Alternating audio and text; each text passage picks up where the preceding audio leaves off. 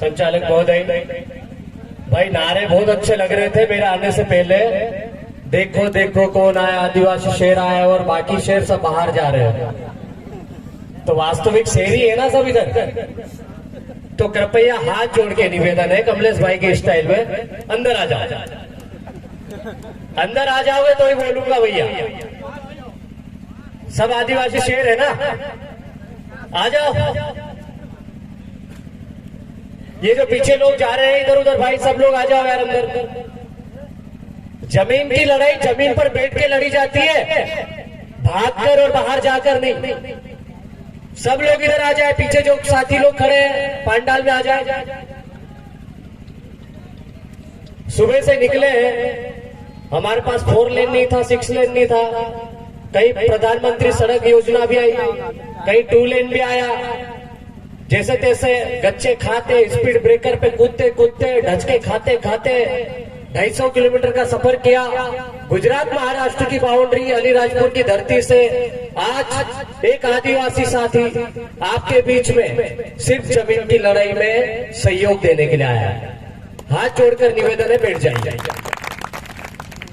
दोस्तों, ये जो पेम्पलेट अभी अभी देखा मेरे हाथ में आया है, इससे पता चलता है कि 1800 हेक्टेयर जमीन, 1800 हेक्टेयर जमीन, आप कल्पना करो रतलाम क्षेत्र की 1800 हेक्टेयर जमीन, और इसमें जो 2 ब्लॉक है पूरी तरह से आदिवासी बाहुल्य, बाजना सेलाना, वहां के आदिवासियों की भी जमीन।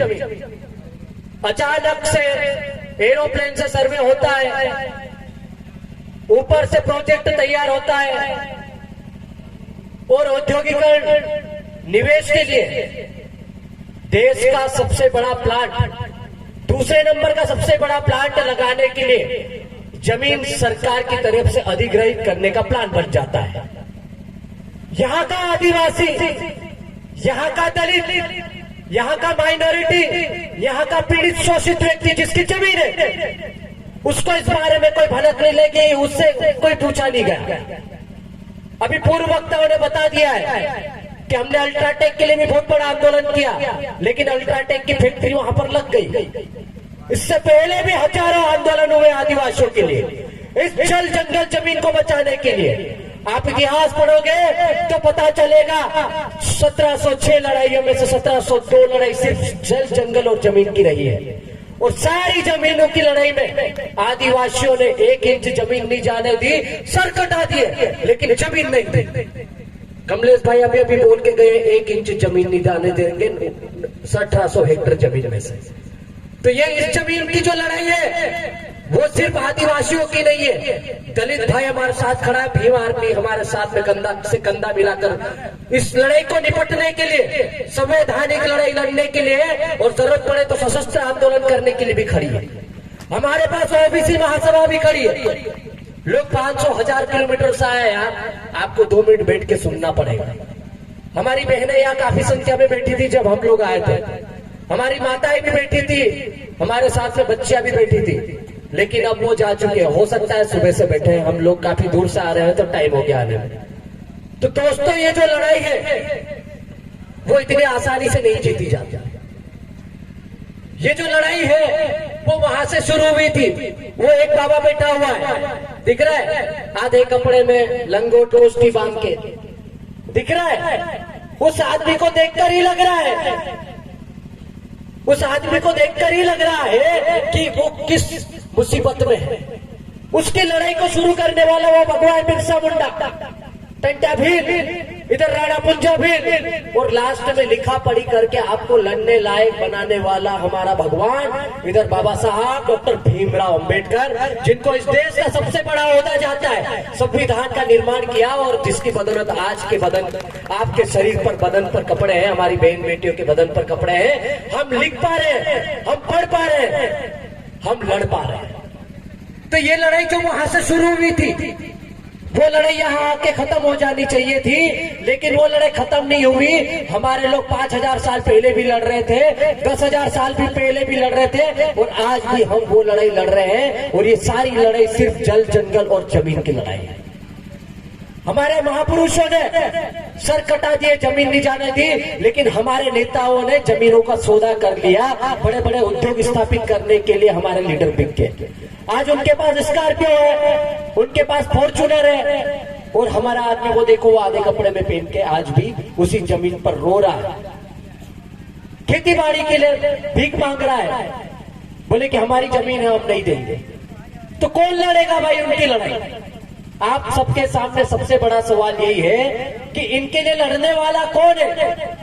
ये जो पीढ़ियां बैठी हुई है, इस आदिवासी समाज की अंतिम पीढ़ी है, ये आखिरी पीढ़ी है जो समाज के लिए आंदोलन कर रही है, ये आखिरी पीढ़ी है जो संवैधानिक हक अधिकारों के लिए लड़ रही है। और ये पीढ़ी भी यदि नहीं बोलेगी, गूंगी बहरी हो जाएगी, तो सोच लो आप आने वाली पीढ़ी को जवाब नहीं दे पाओगे। आप जिस जमीन पर बैठे हो, इसके लिए भी आज तो परमिशन नहीं थी। ये जो रतलाम में आधा आदिवासी ट्राइबल एरिया है, 5वीं अनुसूचित क्षेत्र में इसके 2 ब्लॉक आते हैं, 2 विधानसभा क्षेत्र आते हैं जहां हमारे विधायक चुनकर जाते हैं, लेकिन फिर भी रतलाम में हमको कार्यक्रम करने की परमिशन नहीं मिलती। मैं आपसे एक सवाल पूछता हूं, मैं हमेशा पूछता रहता हूं, क्या रतलाम क्षेत्र में हमारे लिए जमीन नहीं है तो आदिवासी समाज का भवन मिल सकता है क्या? नहीं मिलेगा। तो वो कैसे आएगा? ये सामाजिक आंदोलन के रास्ते से आएगा। जरूरत पड़ेगी तो आपको विधानसभा में भी अच्छे लोगों को चुनकर भेजना पड़ेगा, ऐसे लोगों को भेजना पड़ेगा जो आपके हक अधिकारों की लड़ाई, आपके जल जंगल जमीन की लड़ाई वहां जाकर करें, आपके लिए लड़े, आपके लिए लिखे, आपके लिए बोले। वरना ऐसे ही चलता रहेगा, हम लोग आंदोलन करते रहेंगे, चिल्लाते रहेंगे, भौंकते रहेंगे, दिन भर प्रदर्शन करेंगे, शाम को 2 पेट लगा लिए। अभी बर्मन जी बोल रहे थे कि 2 पेट और 1 पोटली चावल में नहीं बिकना है, तो हमको ऐसे नहीं बिकना है। अभी प्रदेश में 3 जगह विधानसभा उपचुनाव चल रहे हैं, हमारे लोग इसलिए यहाँ कम संख्या में, लेकिन कम संख्या नहीं है, ये एक आदमी 1000 के बराबर है। नेतृत्व करता दमदार होना चाहिए, बिकाऊ नहीं होना चाहिए, और यहाँ नेतृत्व करता लोग बैठे हुए हैं।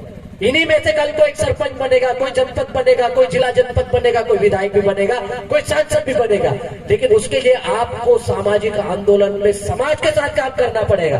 कांति भाई दादा बोल चुके हैं कि समाज तय करना चाहिए कि नेता कौन बनेगा, पार्टी तय नहीं करना चाहिए। और यदि आपका पार्टी की गुलामी करते हो तो टिकट आपको भोपाल से मिलेगी, दिल्ली से मिलेगी, तो आप वो टिकट के चक्कर में पार्टी की गुलामी करोगे, आप समाज के साथ में काम नहीं कर पाओगे।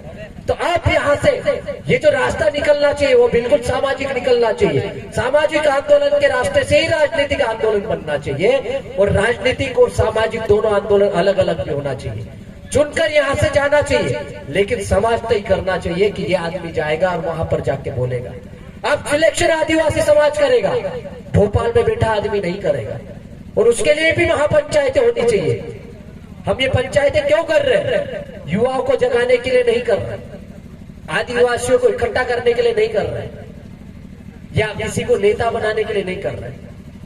हम ये समाज को जिंदा रखने के लिए कर रहे हैं, क्योंकि ये अंतिम पीढ़ी है जो समाज के लिए लड़ सकती है, ये अंतिम पीढ़ी है जो समाज के लिए लिख सकती है, ये अंतिम पीढ़ी है जो समाज के लिए लड़ सकती है।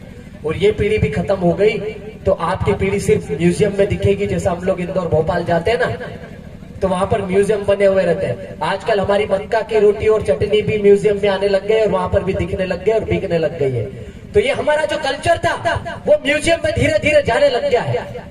हमारी बहन बेटियां, आप सोच सकते हो जो कल्चर हमारा पहले था वो कल्चर धीरे धीरे खत्म हो रहा है। आज हमारी बहन बेटियां जो गांव में जाते हैं, तो आप देख लेना, एक सीबी लाइव के हमारे चंद्रभान भदौरिया ने परसों एक वीडियो अपलोड किया था कि हमारे लोग जब मरते हैं, हमारा आदिवासी भाई कोई भी यदि मरता है, तो हमारी बहन बेटियां हाथ में से चप्पल निकाल के सिर पे रख लेती है, और घर से कम 500 मीटर दूरी सीमा से या घर के झपले के बाहर से ऐसे सिर पे हाथ रख के रोते रोते रोते रोते आती है।